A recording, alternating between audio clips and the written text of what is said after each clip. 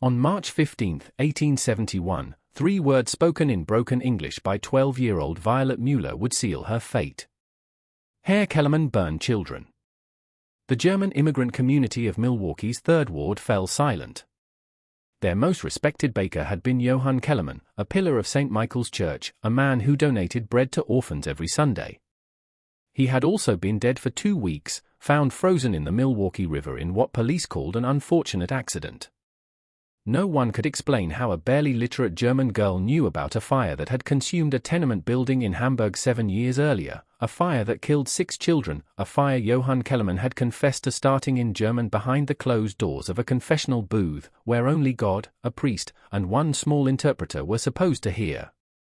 Before we continue with the story of Violet Mueller and the deadly secrets that made her the most dangerous child in Milwaukee, know this: the confession ledgers of St. Michael's Church were burned 3 days after Violet's death. The official cause was listed as an accidental fire, but powder burns on Father O'Brien's hands were claimed to have come from cleaning his hunting rifle. Some secrets, it seemed, were worth destroying everything to protect. In 1871, Milwaukee's 3rd Ward pulsed with the rhythms of German immigrant life. The cobblestone streets were lined with bakeries and breweries, filling the air with the mingled scents of fresh bread and fermenting hops. Nearly 3,000 German immigrants lived in the neighborhood, most having fled economic hardship or political persecution in their homeland. They brought with them their language, their traditions, and their sins. Standing at the heart of this community like a limestone fortress was St. Michael's Catholic Church, its twin spires reaching toward heaven from the corner of Cherry and 3rd Streets. Built just 8 years earlier with donations scraped together by immigrant families, the church served not only as a place of worship but as the social and moral center of German life in Milwaukee. Here, marriages were blessed, children were baptized, and souls were laid bare in the confessional booth. A persistent challenge plagued the church and many immigrant parishes across America: the language barrier between German congregants and Irish clergy. Most German immigrants spoke little to no English, while the Irish priests assigned to Milwaukee parishes rarely spoke German. This created a profound spiritual crisis. How could souls be properly shriven if confession could not be understood? The church's senior priest, Father Patrick O'Brien, had arrived from County Cork 5 years earlier with a reputation for strict adherence to canon law and an unfortunate tendency towards strong drink. Father O'Brien spoke excellent English and passable Latin, but his German extended barely beyond Guten Tag and Auf Wiedersehen. His younger assistant, Father Thomas Flanagan, was even less linguistically gifted. The parish desperately needed translation services for the sacrament of confession. The solution came from an unexpected source: the Mueller family, recent arrivals from the Rhineland who had settled in a cramped tenement on Huron Street. Heinrich Mueller worked as a cooper, crafting barrels for the neighborhood breweries, while his wife Greta took in washing to supplement their meager income. Their daughter Violet, a 12-year-old with flaxen braids and pale blue eyes, possessed an unusual gift for languages. Despite having arrived in America only 2 years earlier, she spoke English with remarkable fluency and could seamlessly translate between German and English with an accuracy that impressed even the educated men of the parish. In the autumn of 1870, Father O'Brien approached Heinrich Mueller with a proposition. Would they allow young Violet to serve as a translator during German confessions? The work would pay 50 cents per week, a significant sum for a struggling immigrant family, and would be performed under the strict supervision of the clergy. A devout Catholic, Heinrich saw the arrangement as both financially beneficial and spiritually important and readily agreed. Violet began her duties in November 1870. Every Tuesday and Friday evening, she would arrive at St. Michael's just before Vespers, take her position in a small wooden chair beside the confessional booth, and translate the whispered admissions of guilt and sorrow that poured forth in her native tongue. Father O'Brien insisted on absolute discretion. Violet was to translate faithfully and immediately forget what she had heard. The secrets of the confessional, he emphasized repeatedly, belonged to God alone. The confessional booth at St. Michael's was an ornate piece of craftsmanship carved from dark walnut and adorned with religious imagery. It consisted of 3 compartments, a central chamber where the priest sat and 2 small kneeling chambers on either side where penitents confessed their sins through wooden screens. The setup allowed for privacy while maintaining the necessary acoustics for the priest to hear clearly. When Violet served as translator, she sat in a small alcove directly behind the priest's chamber, invisible to the confessing parishioner but able to hear every word spoken. The arrangement worked smoothly for the first several months. Violet faithfully translated the typical catalogue of immigrant sins: small thefts born of desperation, lies told to employers, moments of anger against children, lustful thoughts about neighbors' wives. Father O'Brien would prescribe the appropriate penance, and Violet would translate the Latin prayers into German. The system seemed to serve everyone's needs perfectly. But Violet Mueller possessed a memory like a steel trap, a gift that would prove to be both a blessing and a curse. While she faithfully translated each confession and outwardly appeared to forget what she had heard, her mind retained every detail with crystalline clarity. Names, dates, locations, and crimes accumulated in her young memory like sediment in a riverbed. She never spoke of what she heard in the confessional, not to her parents, not to her friends, not even to herself. She simply remembered. The first crack in Violet's carefully maintained silence appeared on a bitter February evening in 1871. She had just finished translating a particularly long confession session and was walking home through the lamplight along Cherry Street when she encountered Mrs. Brunhilde Zimmermann, the neighborhood baker's wife. Known for her kindness to children, Mrs. Zimmermann often gave Violet small cookies when she passed the bakery. "Guten Abend, Klein Violet," Mrs. Zimmermann called out warmly. "How are your parents? I haven't seen your mother at market this week." "Sie ist krank," Violet replied, explaining that her mother had been ill with a persistent cough. The conversation continued in German, as it typically did between neighborhood residents. Mrs. Zimmermann expressed sympathy and offered to send some soup for Greta Mueller. "But Mrs. Zimmermann," Violet said, switching to English as she often did when excited or emotional, "not everyone in the neighborhood is so good to children. Some people hurt children and then act like saints." Mrs. Zimmermann looked puzzled. "Was meinst du, kind? What do you mean, child?" Violet's pale blue eyes took on a distant quality, as if she were looking through Mrs. Zimmermann rather than at her. "Some men give bread to orphans on Sunday, but burn down houses with children inside when they live in Germany. God knows everything, even when people think their secrets are safe." The words hung in the cold February air like visible breath. A chill that had nothing to do with the weather swept over Mrs. Zimmermann. She knew of only one man in their neighborhood who gave bread to orphans every Sunday, Johann Kellerman, her husband's business partner and closest friend. "Violet," Mrs. Zimmermann said carefully. "What are you talking about? Herr Kellerman is a good man. He would never hurt children." Violet blinked as if awakening from a trance. The distant look in her eyes cleared, replaced by confusion. I don't know why I said that. I should go home. Mama is waiting." She hurried away, leaving Mrs. Zimmermann standing alone under the street lamp, her mind racing. The specific detail about burning houses troubled her deeply. How would a 12-year-old girl who had spent most of her life in a small Rhineland village know anything about fires in Germany? And why would she connect such knowledge to Jan Kellerman? Mrs. Zimmermann decided to speak with her husband about the incident. Wilhelm Zimmermann had known Jan Kellerman for 3 years, ever since the man had arrived in Milwaukee and established his bakery 2 blocks from their own. Kellerman was quiet, hard-working, and devoutly religious. He attended Mass every morning, confessed his sins regularly, and contributed generously to church fundraising efforts. The idea that he could be connected to any violence against children seemed absurd. But Wilhelm's reaction to his wife's story was unexpected. Instead of dismissing Violet's words as childish nonsense, he grew very quiet and very pale. "Was ist los?" Brunhilde asked. "What's wrong?" Wilhelm was quiet for a long moment, staring into the fire that warmed their small kitchen. Finally, he spoke. 3 months ago, Yang received a letter from Hamburg.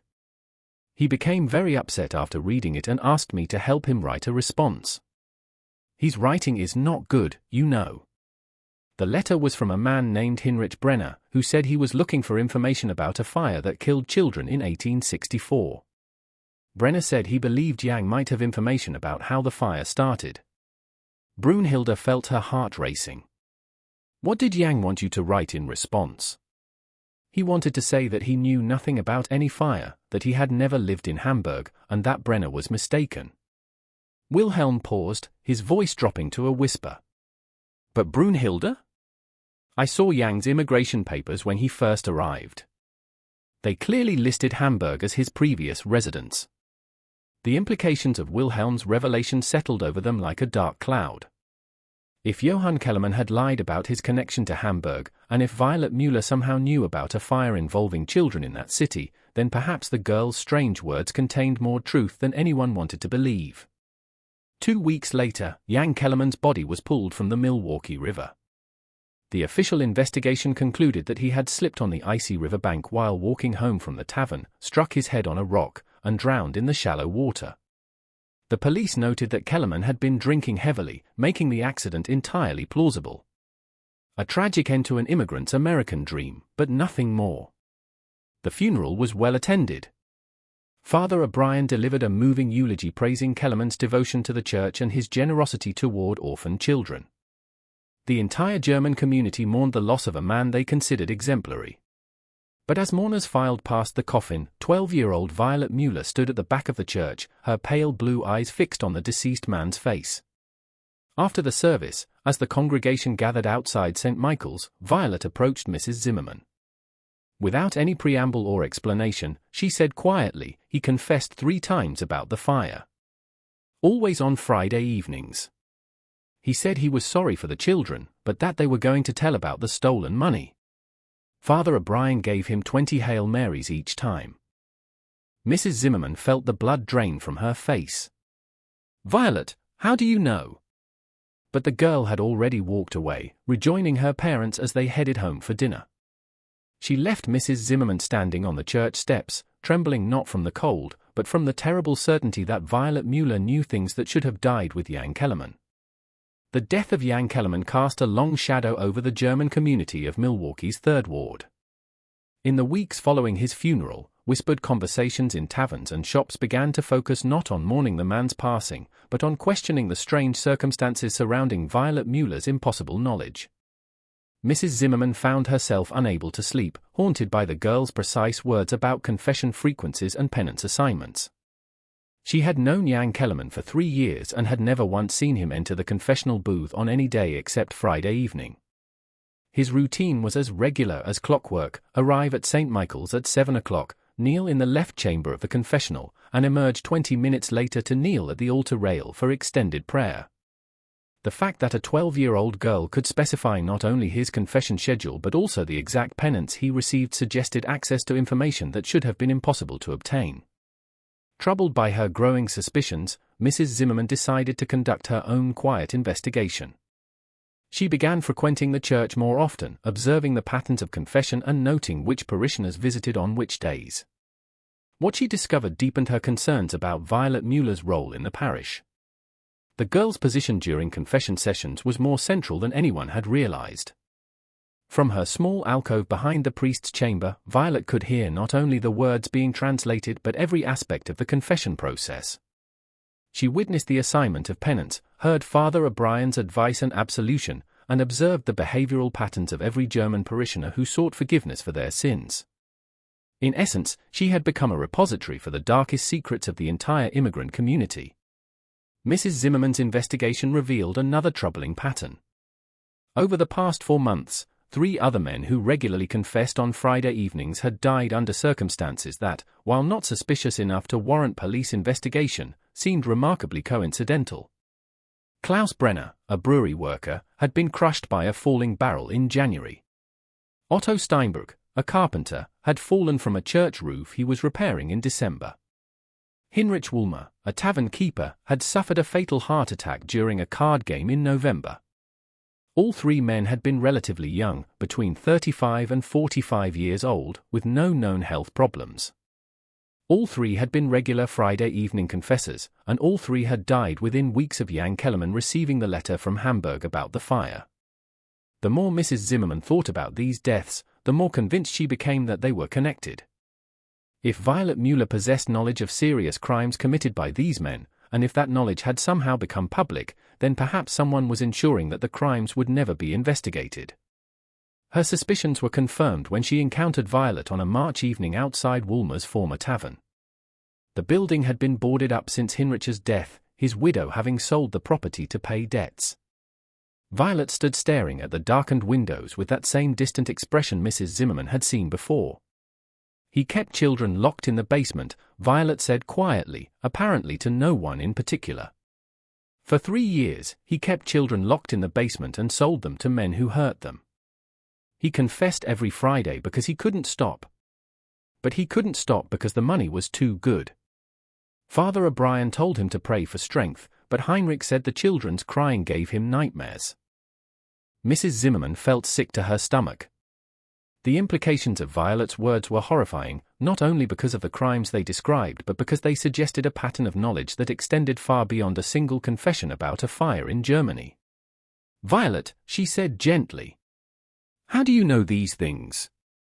The girl turned to her with those unsettling pale blue eyes. "I remember everything, Mrs. Zimmerman. Every word, every name, every sin. I remember Klaus Brenner talking about the workers he pushed into the vat of boiling beer because they discovered he was stealing.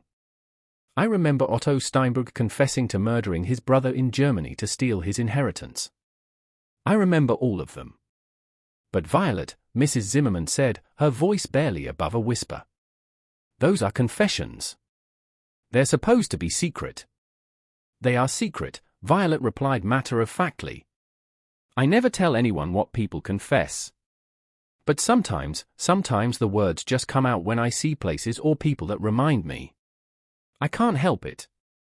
The girl walked away, leaving Mrs. Zimmerman with the terrible realization that Violet Mueller was not intentionally betraying the sanctity of confession. Instead, she was suffering from a psychological condition that made her unable to separate her vast accumulated knowledge of criminal confessions from her normal conversation. The secrets were literally spilling out of her, and each revelation put her in mortal danger from people who had killed to protect those secrets. Mrs. Zimmerman knew she had to warn someone about the situation, but she faced an impossible dilemma. If she told Father O'Brien that his translator was inadvertently revealing confessional secrets, Violet would lose her position and her family would suffer financially. If she told the police about the crimes Violet had described, she would be basing accusations on illegally obtained confessional information. And if she told other members of the German community, she might be signing Violet's death warrant.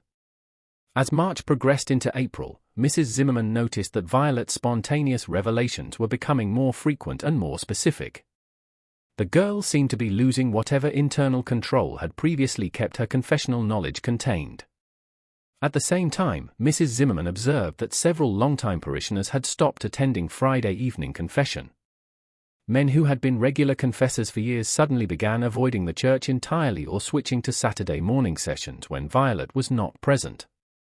The German community was beginning to realize that their secrets were no longer safe, and someone was going to have to decide what to do about the girl who knew too much. Father Patrick O'Brien first noticed the decline in Friday evening confessions during the second week of April.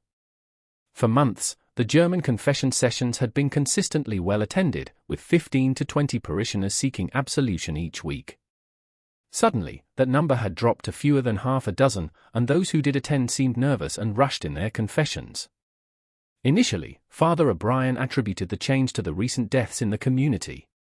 Grief, he reasoned, could affect people's spiritual practices in unpredictable ways. Some might seek more frequent confession as a way of processing their loss, while others might withdraw from religious observance altogether. But as the pattern persisted, he began to suspect a more troubling explanation. The priest's suspicions were confirmed when Wilhelm Zimmerman requested a private meeting in the church sacristy.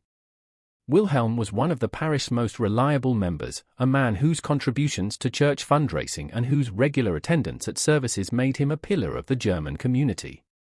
When he appeared at St. Michael's on a Tuesday afternoon, visibly nervous and asking to speak confidentially, Father O'Brien knew something significant was wrong. "Father," Wilhelm began in his heavily accented English, "I must speak with you about the confession translations." "What about them, Wilhelm? Has young Violet been making errors?" Wilhelm shook his head. "No, Father. Her translations are perfect. That is the problem. Over the next hour, Wilhelm carefully explained what he had learned from his wife about Violet's disturbing revelations. He described the girl's specific knowledge of Jan Kellerman's confession frequency, her detailed awareness of penance assignments, and her apparent inability to keep confessional secrets contained within her memory. Most troubling of all, he shared Violet's claims about Heinrich Wulmer's crimes against children. Father O'Brien listened to Wilhelm's account with growing alarm. As a priest, he understood the absolute nature of confessional secrecy. The sanctity of the sacrament of penance depended entirely on the penitent's confidence that their sins would never be revealed. If word spread that confessions were being inadvertently disclosed, it would destroy not only the spiritual foundation of his parish but potentially his entire career in the church. "Wilhelm," Father O'Brien said carefully, "are you certain about what your wife heard? Could the girl have been imagining these things or perhaps repeating gossip she heard elsewhere?" Wilhelm's expression was grim. "Father, my wife asked me to investigate Heinrich Wulmer's property after Violet spoke about children in the basement. I went to his widow and told her I was interested in purchasing the building. She allowed me to examine the basement thoroughly." Father O'Brien felt his stomach tighten. "And? There are restraints bolted to the walls, Father. Iron shackles attached to support beams, sized for children. There are stains on the floor that look like blood. And there are scratches on the walls that look like they were made by fingernails." Wilhelm paused, his voice shaking. "No one could imagine such specific details, Father. Violet knows about these things because she heard Heinrich confess to them." The implications of Wilhelm's discovery hit Father O'Brien like a physical blow. If Violet Mueller possessed accurate knowledge of Heinrich Wulmer's crimes, then she likely possessed accurate knowledge of other confessed crimes as well. The deaths of Kellerman, Brenner, Steinberg, and Wulmer suddenly took on a more sinister aspect. Perhaps these men had not died from accidents or natural causes. Perhaps someone was systematically eliminating people whose confessed crimes had been compromised by Violet's revelations. "Father," Wilhelm continued, "there is something else. My wife believes that Violet's knowledge may have already spread beyond her family. Other people in the community are beginning to ask questions about the men who have died. Some are starting to wonder if their deaths were really accidents." Father O'Brien realized he was facing a crisis that could destroy his parish and potentially cost lives, including Violet's own life. If the girl continued to inadvertently reveal confessional secrets, she would become a target for anyone whose crimes she had overheard. At the same time, if word spread that St. Michael's confessions were not secure, it would undermine the spiritual foundation of the entire German community. "What do you think should be done, Wilhelm?" Wilhelm was quiet for a long moment. "Father, I think Violet Mueller should stop translating confessions immediately. For her own safety and for the safety of others. But Wilhelm, we need her services. Without translation, our German parishioners cannot properly confess their sins." "Father," Wilhelm said quietly, "I think our German parishioners' sins may be more dangerous than their souls can bear." That evening, Father O'Brien made a decision that would haunt him for the rest of his life. Instead of dismissing Violet from her translation duties, he decided to test the extent of her knowledge. He reasoned that if he could understand exactly what she knew and how she was revealing it, he might be able to find a solution that protected both the girl and the parish. After that Friday's confession session, Father O'Brien asked Violet to remain in the church for a private conversation. He led her to a small chamber behind the altar where religious supplies were stored, ensuring complete privacy for their discussion. "Violet," he began gently, "I've heard that you sometimes mention things you've learned during confession sessions. Do you understand why this troubles me?" The girl looked up at him with those disconcerting pale blue eyes. "I don't mean to tell secrets, Father. They just come out sometimes when I see things that remind me. Can you tell me what kinds of things remind you?" Violet considered the question seriously. "When I see places where bad things happened, or when I see people who remind me of the people who confessed, the words just come out. Like when I saw Herr Kellerman's bakery after he died, I couldn't stop thinking about the children in Hamburg."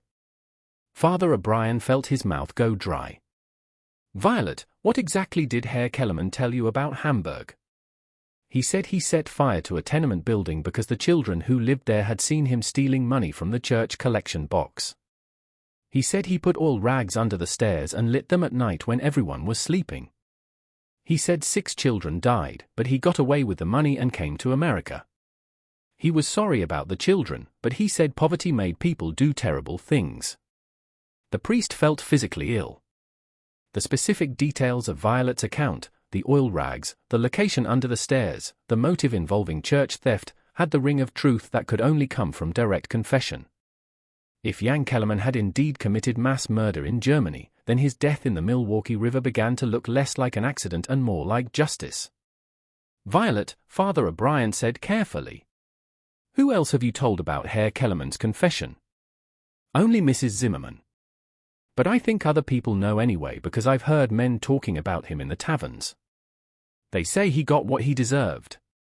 Father O'Brien realized that Violet's knowledge was spreading through the German community like ripples in a pond. Even if she didn't intentionally reveal confessional secrets, her inadvertent comments were creating speculation and investigation that was exposing long-buried crimes. The situation was spiraling out of control, and soon it would be impossible to contain. "Violet, I want you to promise me something. Can you try very hard not to mention anything you hear during confessions? Can you try to keep those thoughts inside your mind?" The girl looked at him with an expression of genuine distress. "I try, Father. I try very hard. But sometimes the thoughts are so loud that they have to come out. It's like when you have water behind a dam and the dam gets cracks and the water starts leaking out even when you don't want it to." Father O'Brien understood then that Violet Mueller was not deliberately betraying confessional secrets. She was a child whose exceptional memory had become overwhelming, whose mind could no longer contain the accumulating weight of other people's sins. She was a victim of circumstance, but she was also an existential threat to everyone whose crimes she had overheard. As he walked Violet home that evening, Father O'Brien made another decision that would have far-reaching consequences. Instead of protecting the girl by removing her from her translation duties, he decided to protect the parish by documenting everything she knew. If Violet's knowledge was going to surface anyway, he reasoned it would be better to have a complete record of the information for potential use in managing the crisis. Over the following weeks, Father O'Brien began conducting what he called memory sessions with Violet. Under the guise of helping her process and forget traumatic information, he systematically extracted every detail she could remember about confessions she had translated. What he discovered was far worse than he had imagined. Violet's memory contained evidence of dozens of serious crimes, murders, arson, thefts, assaults, child abuse, and fraud. The German immigrant community of Milwaukee's Third Ward was harboring men who had fled justice in Europe and who continued to commit crimes in America. The confessional booth at St. Michael's had become a repository for the sins of an entire community of fugitives. Father O'Brien filled 3 leather-bound journals with Violet's revelations, creating what amounted to a comprehensive criminal indictment of his own parish. As he wrote down each terrible detail, he began to understand why men like Kellerman, Brenner, Steinberg, and Woolmer had died. Someone else knew about Violet's knowledge and was using it to dispense a brutal form of vigilante justice. The question that haunted Father O'Brien was simple: who else knew what Violet knew? And what would they do to protect their own secrets? The answer to Father O'Brien's question came in the form of Hans Richter, a man whose presence in Milwaukee's German community had always been both prominent and mysterious. Richter owned 3 businesses in the Third Ward, a brewery, a boarding house, and a meat-packing operation, and his influence extended far beyond his economic holdings. Men sought his advice on business matters. Families borrowed money from him during difficult times. And even the parish council consulted him on major decisions affecting the German community. What made Richter particularly influential was his reputation as a man who could solve problems that others could not. When Wilhelm Hoffmann's teenage son was caught stealing from a rival bakery, Hans Richter negotiated a settlement that avoided both police involvement and community scandal. When the Schneider family faced eviction from their tenement, Richter provided a loan that allowed them to stay. When disputes arose between German immigrants and their Irish neighbors, Richter served as an unofficial mediator whose decisions were respected by both communities. But Hans Richter's problem-solving abilities extended into darker territories as well. Men whispered that Richter could make inconvenient people disappear, that he had connections with criminal elements in Chicago and St. Louis, and that his own past in Germany was better left unexamined. These whispers were never spoken loudly enough to reach the ears of law enforcement, but they were persistent enough to make clear that Hans Richter was not a man to cross. Richter had been notably absent from St. Michael's during the weeks following Jan Kellerman's death. His usual attendance at Sunday Mass had ceased, and he had not been seen at any of the community gatherings that typically drew his participation. When he finally reappeared in late April, his demeanor had changed dramatically. The confident, gregarious man who had been a fixture of German social life had become suspicious, watchful, and prone to private conversations in shadowy corners of taverns. Father O'Brien first realized that Richter knew about Violet's revelations when the man requested a private meeting at the church. Unlike Wilhelm Zimmermann's nervous, reluctant disclosure, Richter's approach was direct and threatening. "Father," Richter said without preamble, "we have a problem with your little translator." "I'm not sure what you mean, Hans." Richter smiled, but there was no warmth in the expression. "I think you understand exactly what I mean. The girl knows things she shouldn't know, and she's sharing that knowledge with people who shouldn't have it." Father O'Brien tried to maintain his composure. "Violet is just a child, Hans. Sometimes children say things that don't make sense. Children who say that Heinrich Wulmer kept kidnapped children in his basement are not speaking nonsense, Father. They're speaking truth that can destroy lives and send men to prison." Richter leaned forward in his chair. "I've been to Wulmer's property. I've seen what Wilhelm Zimmermann saw. The girl's words led me there just as they led him." The priest felt a chill of recognition. If Hans Richter had investigated Heinrich Wulmer's crimes, then he likely knew about other crimes as well. The man's absence from church suddenly made sense. He had been conducting his own investigation into Violet's revelations. "Hans, what exactly are you suggesting?"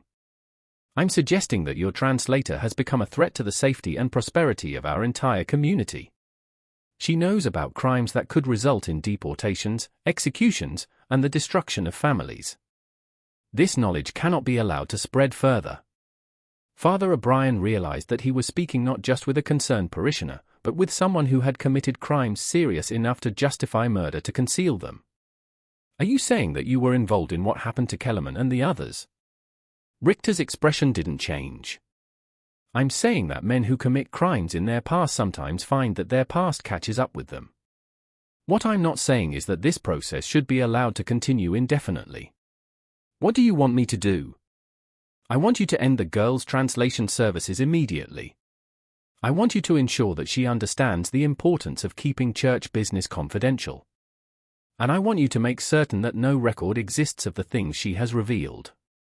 Father O'Brien thought about the 3 journals hidden in his private chambers, filled with detailed accounts of every crime Violet had described. "And if I refuse?" Richter stood up, adjusting his coat with deliberate care. "Father, I have great respect for the church and great affection for this community.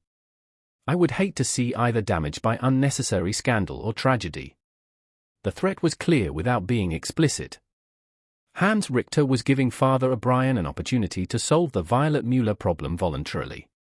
If the priest refused, Richter would solve the problem himself. After Richter left, Father O'Brien spent hours in prayer, seeking guidance for an impossible situation. If he dismissed Violet from her translation duties, he would protect her from immediate danger but also deprive his German parishioners of essential spiritual services. If he continued using her services, he would be placing her in mortal peril from men who had already proven willing to kill to protect their secrets. If he reported his suspicions about Richter to the police, he would be violating confessional secrecy and potentially triggering a broader investigation that could destroy the entire German community. That evening, Father O'Brien made a decision that he hoped would save Violet's life while preserving the parish. He would quietly reassign her translation duties to another member of the community while ensuring that her family received equivalent financial compensation through other church work. The plan seemed reasonable until he attempted to implement it. When Father O'Brien approached Heinrich Mueller about ending Violet's translation services, the man's reaction was immediate and negative. The 50 cents per week that Violet earned represented nearly a quarter of the family's total income. More importantly, Heinrich viewed his daughter's work as evidence of divine favor. God had given Violet exceptional linguistic abilities, and it would be sinful to waste such a gift. "Father," Heinrich said firmly, "Violet wants to continue helping the church. This work is important to her, and it is important to our family. Heinrich, I'm concerned about the stress that translation work might be placing on a child her age. Perhaps she could contribute to the parish in other ways." "What other ways, Father?" "Violet is good at translation because God made her good at translation. If you don't want her help, perhaps another parish would welcome her services." The implicit threat was clear. If Father O'Brien dismissed Violet, the Mueller family might leave St. Michael's for another German parish in Milwaukee. Heinrich would undoubtedly tell other families about his daughter's dismissal, creating speculation and gossip that could expose the very secrets Father O'Brien was trying to protect. Father O'Brien realized that he was trapped. He could not dismiss Violet without creating suspicion, but he could not continue using her without placing her in danger. His only option was to hope that Hans Richter's threats were empty and that the situation would somehow resolve itself. That hope was shattered on the morning of May 3 when Violet Mueller arrived at St. Michael's for her regular translation duties and found a note pinned to the confessional booth. The note, written in German, was brief and direct: "Stop talking about other people's sins or you will join them in hell." Violet brought the note to Father O'Brien, who immediately recognized both the handwriting and the implications. Hans Richter was escalating his pressure campaign, and Violet Mueller was running out of time. Just when we thought we'd seen it all, the horror in Milwaukee's 3rd Ward intensifies. If this story is giving you chills, share this video with a friend who loves dark mysteries. Hit that like button to support our content, and don't forget to subscribe to never miss stories like this. Let's discover together what happens next. Father O'Brien's hands trembled as he held the threatening note. The crude German script matched samples he had seen in Hans Richter's business correspondence, and the message's directness reflected the man's preference for solving problems through intimidation. But what troubled the priest most was not the threat itself, but the timing of its delivery. The note had been placed in the confessional booth sometime between midnight and dawn when St. Michael's was locked and supposedly secure. This meant that Hans Richter possessed keys to the church, or that he had accomplices among the parish staff, or that his influence extended even deeper into the community than Father O'Brien had realized. The violation of sacred space represented an escalation that suggested Richter was prepared to go to extraordinary lengths to silence Violet Mueller. Father O'Brien made an immediate decision that would prove to be both wise and tragically insufficient. He summoned Heinrich Mueller to the church that afternoon and showed him the threatening note, explaining that his daughter's safety required immediate action. "Heinrich," the priest said urgently, "you must take Violet away from Milwaukee today, this very evening." "Where should we go, Father?" "Take her to Chicago.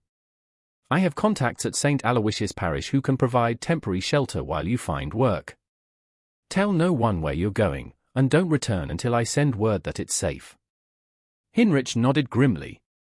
"What about Greta?" "She's too sick to travel. Leave Greta with the Zimmermans. Wilhelm and Brunhilde will care for her until she's well enough to join you. The important thing is to get Violet out of Milwaukee before whoever wrote this note decides to take more direct action." That evening, as shadows lengthened across the 3rd Ward, Heinrich Mueller packed a small bag with his daughter's belongings and prepared for their departure. Violet seemed to understand the gravity of the situation without being told the full details. Her usually cheerful demeanor had been replaced by a quiet watchfulness that made her appear older than her 12 years. "Papa," she said as they prepared to leave their tenement on Huron Street. "Are we leaving because of the things I said about the men who died?" Heinrich knelt down to meet his daughter's gaze. "Violet, you did nothing wrong. Sometimes adults do bad things, and when children know about those bad things, it can be dangerous for the children. We're leaving to keep you safe. Will we come back someday?" "When it's safe." Father O'Brien had arranged for Wilhelm Zimmermann to drive the Muellers to the train station in his brewery wagon, concealing them among barrels and grain sacks to avoid observation. The plan was simple. Heinrich and Violet would take the evening train to Chicago, where Father McKenna at St. Aloysius Parish would provide sanctuary until permanent arrangements could be made. The plan failed because Hans Richter had anticipated it. As Wilhelm's wagon approached the Milwaukee Road depot, 3 men emerged from the shadows near the platform. Richter himself stood in the center, flanked by 2 associates whom Wilhelm recognized as employees from Richter's meatpacking operation. All 3 men carried walking sticks that could easily serve as weapons. "Good evening, Wilhelm," Richter said pleasantly. "Lovely night for travel."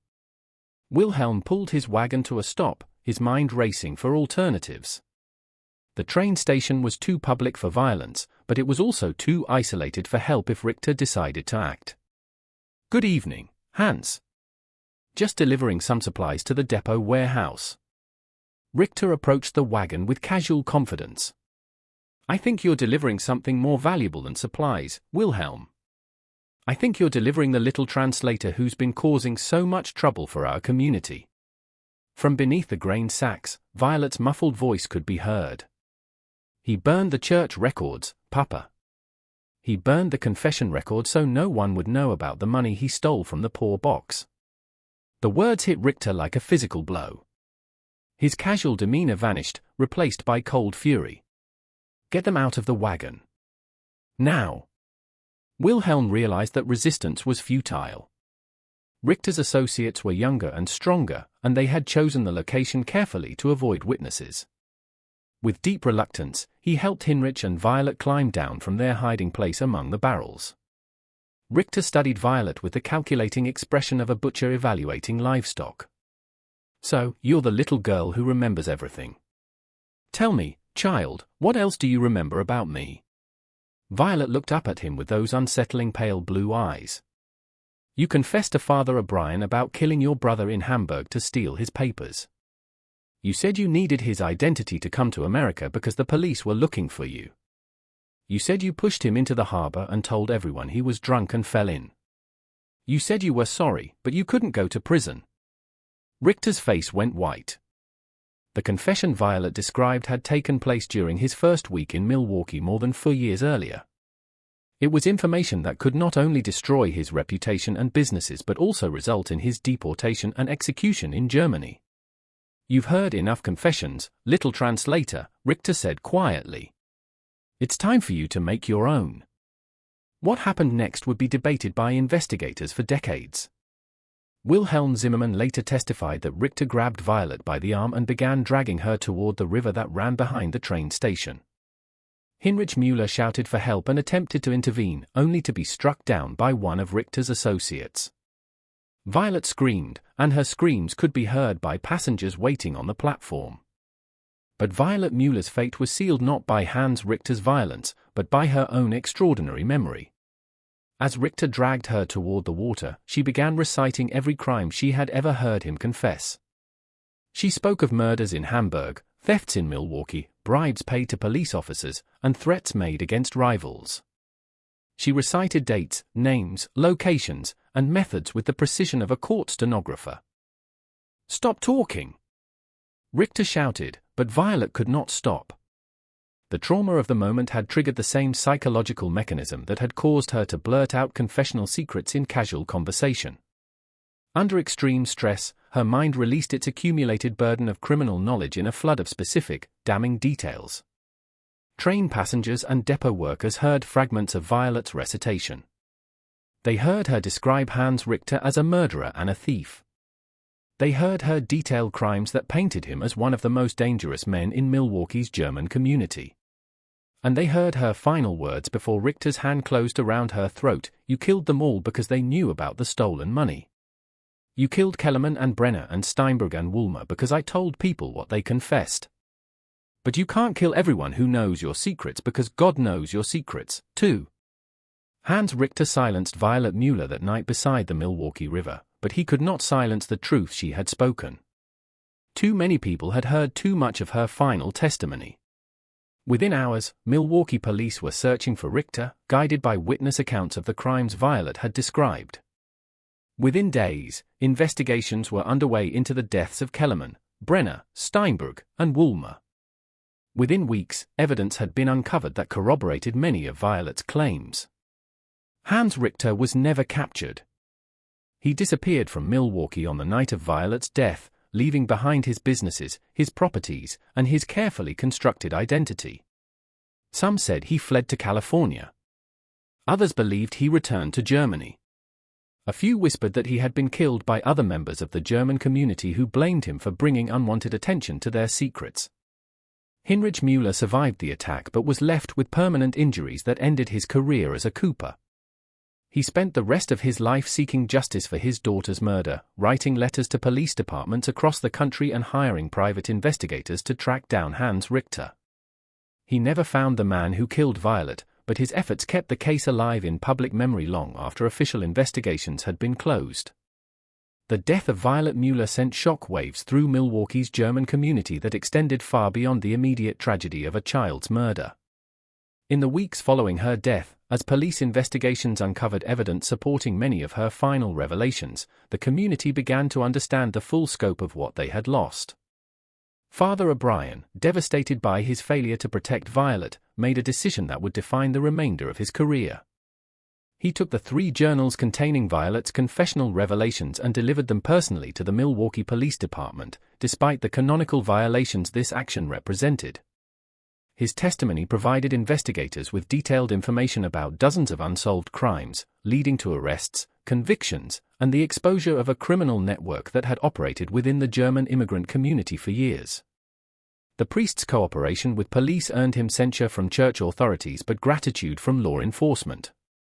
Detective Captain Michael Donahue, who led the investigation into Violet's death, later wrote that Father O'Brien's journals represented the most comprehensive criminal intelligence ever provided by a single source in the history of Milwaukee law enforcement.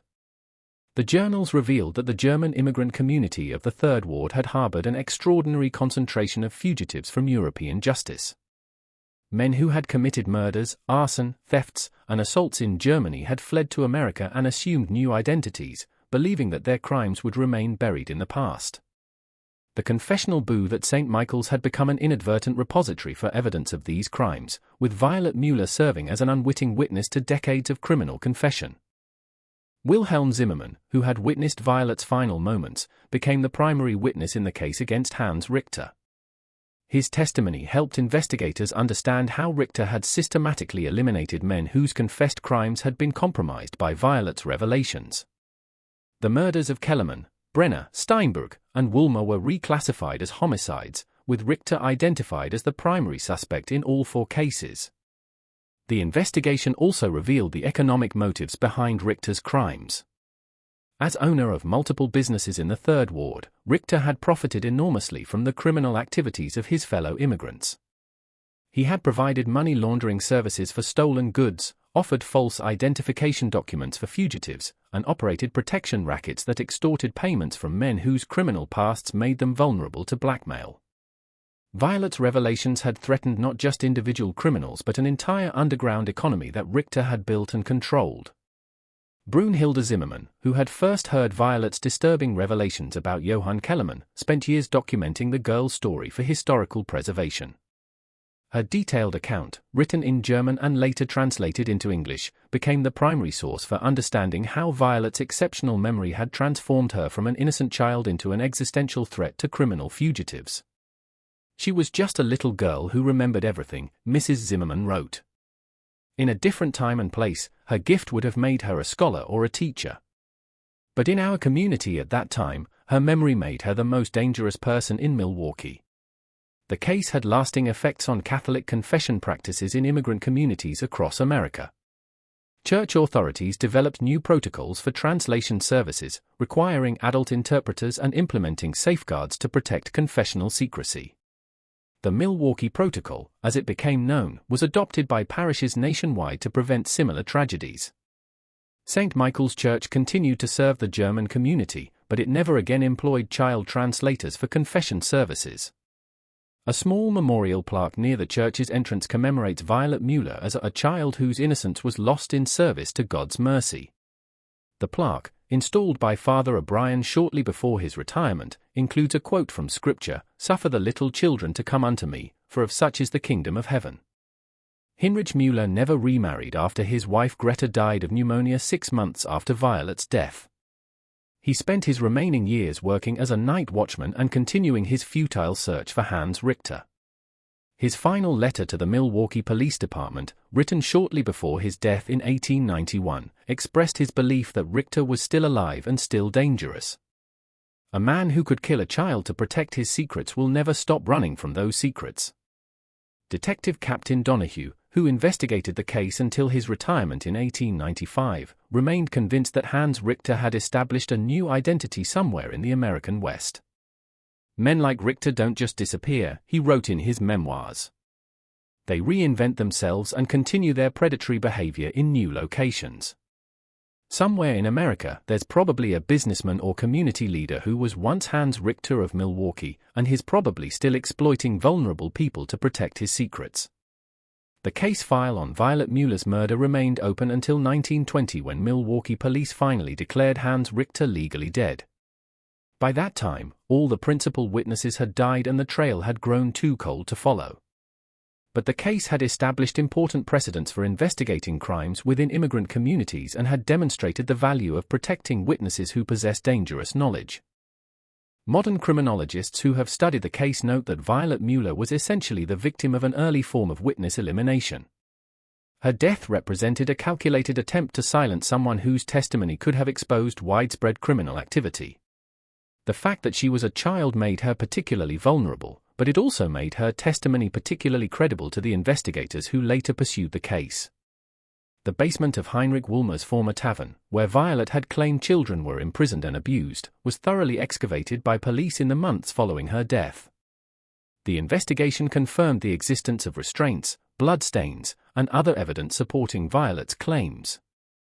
The discovery led to the identification of several missing children and the prosecution of surviving members of Wohlmer's criminal network. In a final haunting twist to the case, workers demolishing the building in 1923 discovered a hidden compartment containing detailed records of Wohlmer's crimes. The documents, written in German, included names, dates, and financial transactions related to child trafficking.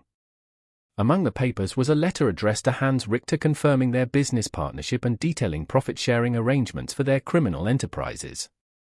This discovery, made more than 50 years after Violet's death, provided final confirmation of the accuracy of her revelations. The 12-year-old girl who had been dismissed by some as a fantasist or attention seeker had been telling the truth about crimes so horrible that adults could barely comprehend them.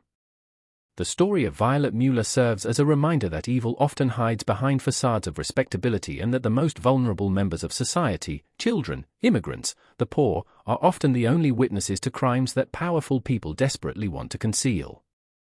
Her memory, which should have been a gift, became a curse that cost her life.